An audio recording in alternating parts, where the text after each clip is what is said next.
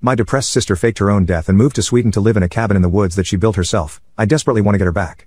My sister spent the majority of her life depressed. Neither my parents nor I know what it stemmed from, but we do have suspicions that it was from the bullying she went through in school, and the fact that our uncle was convicted for roping her probably didn't help either.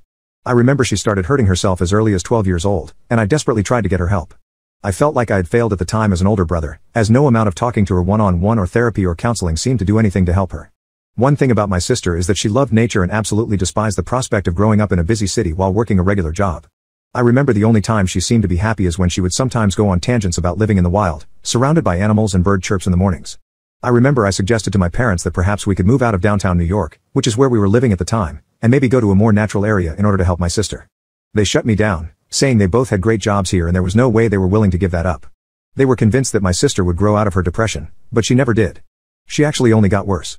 By the time she was 16 she was very depressed, routinely talking about not seeing a point in life and hating the monotony of day-to-day life in the city. I asked her if she wanted to travel with me.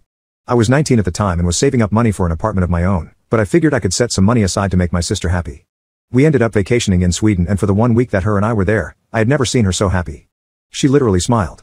That may not seem like a lot, but my sister never smiled, so this was a big deal. After returning from the holiday my sister would not stop talking about Sweden and about the scenery she saw there. She told me and my parents she wanted to move there when she was older, and when she talked about it I saw her eyes glow like never before.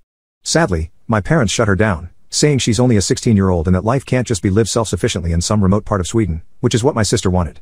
My sister fell deeper into her depression, which lasted over 2 years. She never showed signs of actually going through with suicide, however the worry was in the back of my mind.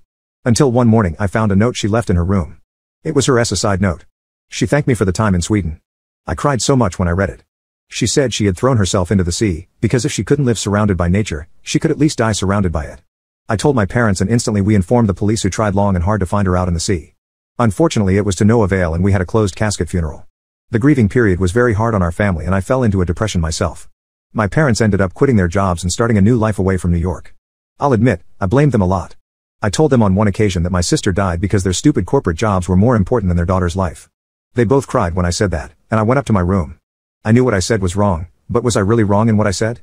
My parents ended up separating within the next few years and I found life to be very hard, finding it impossible to get out of bed some days. For the longest time I searched the internet hoping my sister was still out there while being in deep denial of the fact she was gone, but I never had any luck. I still have her note and I keep it with me. It's my most cherished possession. Little did I know that the note I had would turn out to be the thing that brought backlight into this world. I read it obsessively, almost every single day. It was a very long note with many paragraphs, but the structure of them never made any sense to me. I tried to solve why the paragraphs were laid out so strangely, but never did. She ended her paragraphs in places she didn't need to end them in. She would literally run a sentence into the next paragraph. It almost seemed like she wanted to make each paragraph a specific length. I would count the lines over and over and look for dates or letters of the alphabet to spell something, but it never did. I had given up on trying to solve this non-existent mystery a while ago, when recently I found my answer.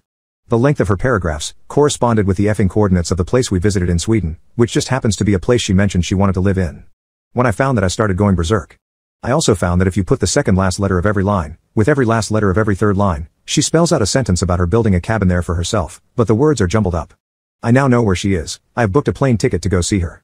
I hope for the love of God this is real and I'm not crazy. I haven't told my parents yet in case I'm wrong and the false hope I gave them crushes them.